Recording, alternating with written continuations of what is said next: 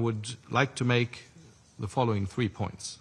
Firstly, it is rare that in a conflict, a war, one party is so clearly responsible for its start and for its continuation.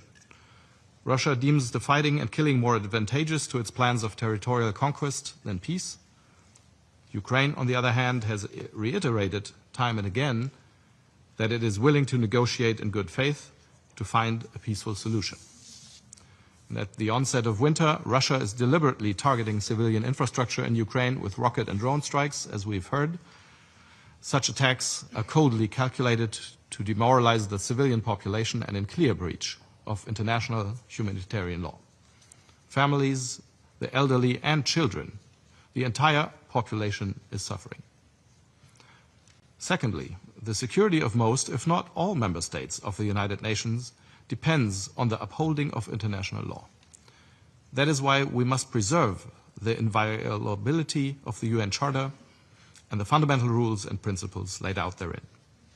The invasion of a peaceful country by a permanent member of the Security Council represents a perversion of the UN system which we must never normalize or accept.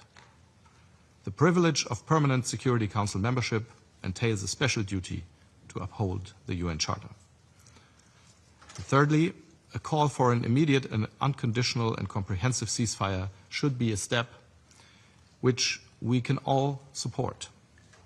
It would at once reduce the prolonged and unnecessary suffering of the civilian population, because as the war grinds on, the harmful impacts of the conflict continue to extend beyond Ukraine. That is evident in countless violations of European airspace, as well as most recently the acts of sabotage against Polish rail infrastructure. Mr. President, we will not rest until a sustainable and just peace is achieved, a peace that is rooted in the principles of the UN Charter and negotiated with Ukraine at the table. We need an unconditional ceasefire now to stop the bloodshed and to lay the foundation of trust for sincere negotiations. The people of Ukraine have the right to live in peace and security, and Germany continues to support Ukraine in exercising its legitimate right to self-defense. I thank you.